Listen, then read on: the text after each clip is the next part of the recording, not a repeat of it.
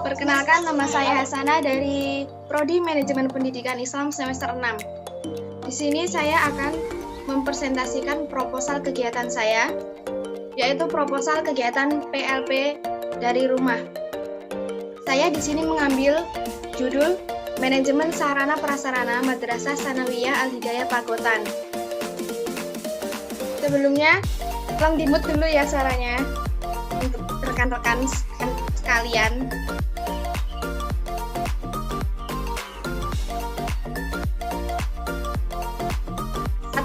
Dasar pemikiran dan kondisi madrasah. KLP integratif merupakan mata kuliah sebagai wujud dari Tridharma perguruan tinggi terpadu antara pendidikan dan pengabdian masyarakat sekaligus. Ia lahir dari kekuatan akan pentingnya pendidikan dan pengabdian kepada masyarakat yang dilakukan bersama, sehingga peran mahasiswa untuk mengembangkan bangsa sekalian bagi agen percepatan pembangunan terlaksana dengan baik. Mahasiswa sebagai sarjana dapat berpartisipasi dalam proses pembangunan. Di tahun 2020 ini, dunia sedang mendapat musibah, yakni bencana COVID-19 atau coronavirus.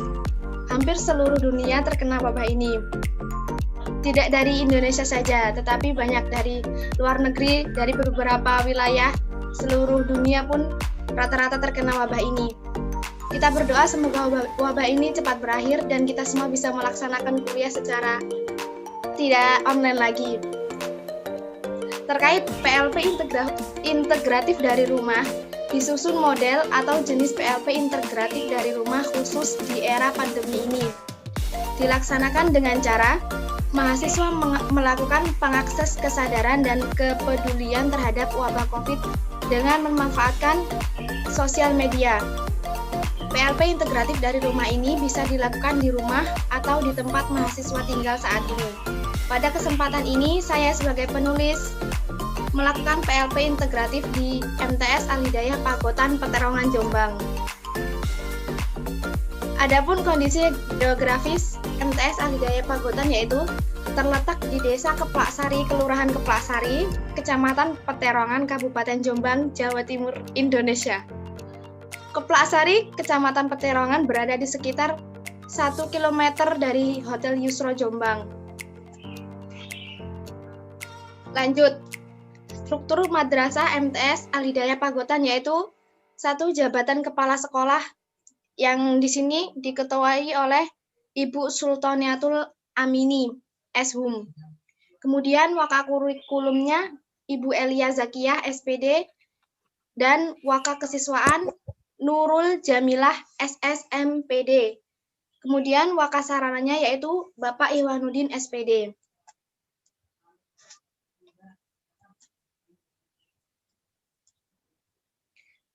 Lingkungan Madrasah Sanawiyah Al-Hidayah Pagotan merupakan madrasah swasta yang penyelenggaraannya berbentuk perorangan. Jadi MTS Al-Hidayah ini tidak dalam naungan pondok pesantren atau yayasan, tetapi madrasah ini penyelenggaraannya berbentuk perorangan.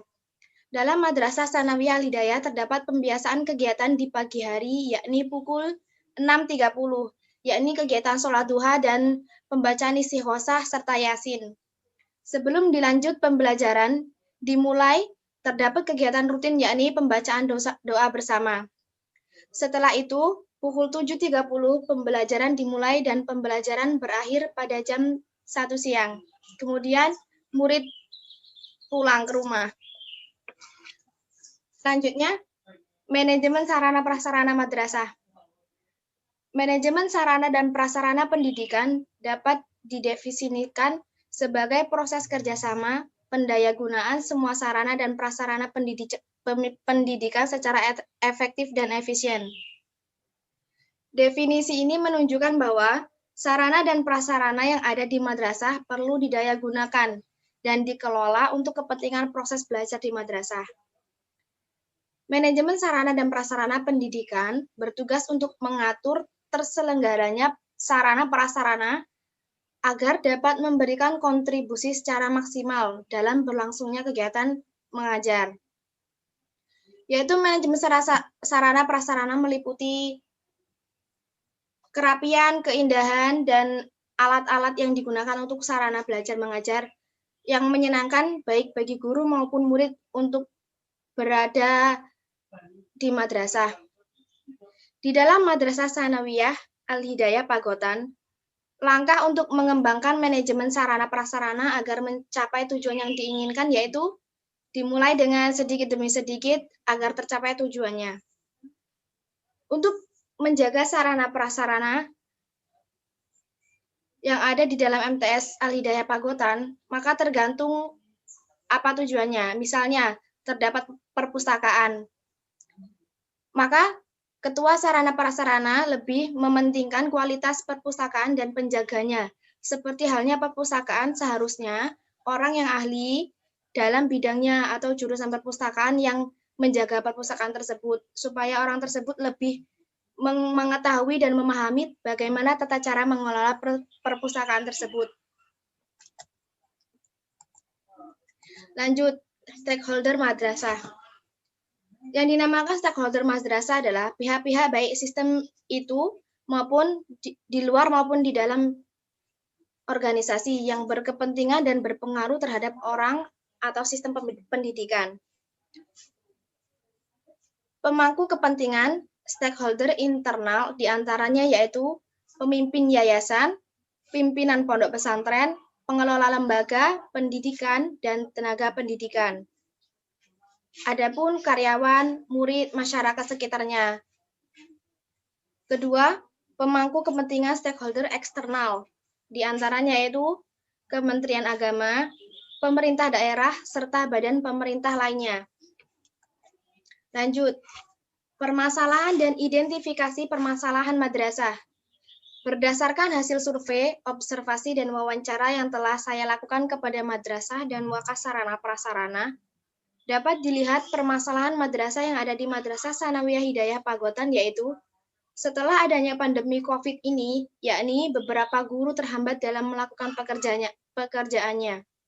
Dikarenakan untuk memenuhi aturan dan pemerintah yang seharusnya masyarakat Indonesia untuk di rumah atau bisa disebut social distancing, tidak diperbolehkan keluar rumah jika tidak ada kepentingan yang mendesak. Nah, di sini masalahnya yang lain adalah beberapa guru dari kampung yang tidak bisa belajar di sekolah secara langsung, tetapi melalui sistem daring, yakni belajar dari rumah, dengan adanya program kerja yang telah direncanakan oleh penulis, semoga dapat membantu masyarakat dan beberapa guru yang mengalami kesulitan saat pandemi COVID-19 ini. Adapun program kerja atau nama program kerja manajemen sarana prasarana Madrasah Al-Hidayah Pagotan yakni 1. MTS Al-Hidayah Pagotan. 1. Membuat video profil dari Madrasah Al-Hidayah Pagotan. 2. Untuk mengetahui problematika sarana prasarana. 3. Untuk mengetahui identifikasi sarana prasarana. 4. Membantu mengecek perlengkapan barang-barang. Dan yang 5. Membantu waka dalam mendata barang-barang yang keluar masuknya barang-barang di MTS Al-Hidayah. Tujuan program PLP ini yaitu 1. Untuk mengetahui profil dari lembaga Madrasah Tsanawiyah Al-Hidayah Pagotan. 2. Untuk mengetahui problem sarana prasarana di MTS. 3. Untuk mengetahui identifikasi sarana prasarana di MTS. 4. Untuk mengetahui kelengkapan sarana prasarana. Dan yang terakhir, untuk mengetahui kelayakan sarana prasarana di MTS Al-Hidayah.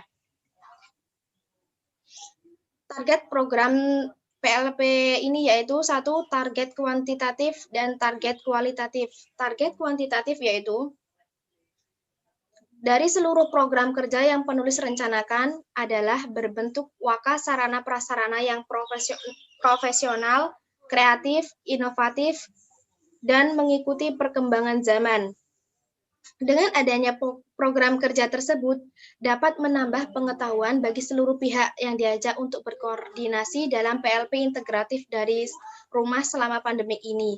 Jadi, target kuantitatif di sini yaitu kita menambahkan wawasan bagi kepala sarana prasarana yang ada di sekolahan, supaya bisa mengembangkan sarana prasarana itu dengan baik dan mengikuti bagaimana perkembangan zaman yang sekarang. Nomor 2, target program kualitatif yaitu 1. Terbentuknya wakas sarana prasarana yang aktif, kreatif, dan inovatif.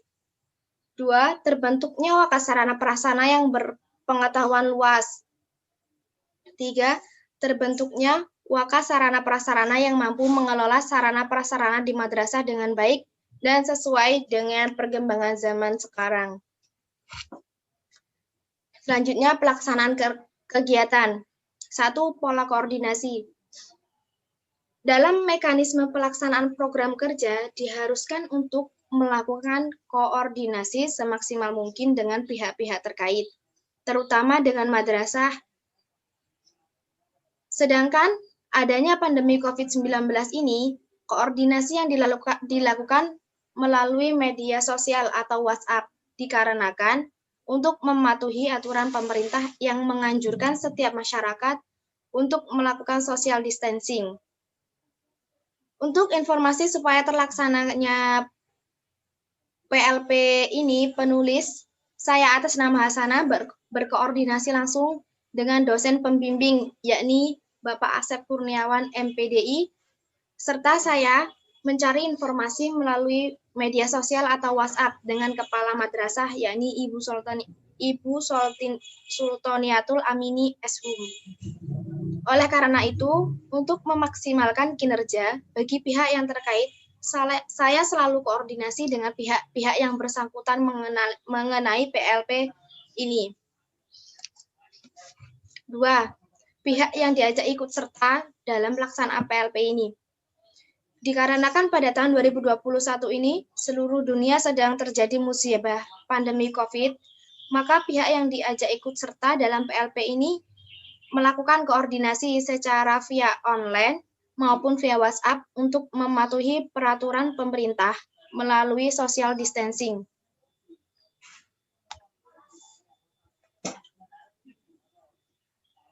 Bentar ya.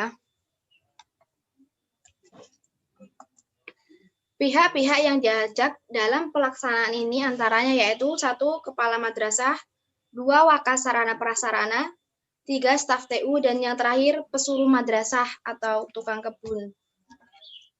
Dan terakhir, jadwal kegiatan yang saya rancang untuk observasi lapangan ini yaitu 1.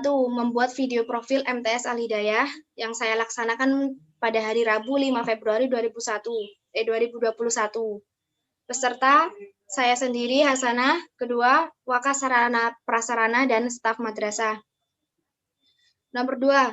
Observasi problematika sarana prasarana yang saya lakukan pada hari Kamis 5 Februari 2021. Yang pesertanya yaitu Hasanah dan sarana prasarana. 3. Observasi identifikasi manajemen sarana prasarana saya lakukan pada hari Kamis 5 Februari. Peserta Hasanah dan Wakas Sarana Prasarana.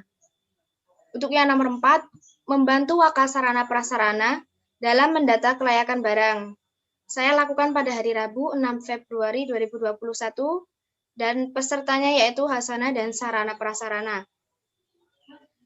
Yang terakhir, membantu Wakas Sarana Prasarana dalam mendata kelayakan barang-barang keluar masuknya barang yang ada dalam MTS Al-Hidayah.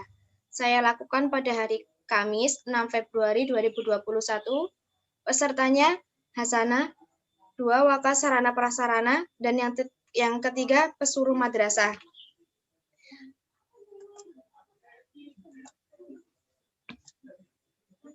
Hanya sekian, terima kasih. Mungkin banyak salahnya, saya mohon maaf, dan kepada saya mohon ampun. Akhir salam, wassalamualaikum warahmatullahi wabarakatuh.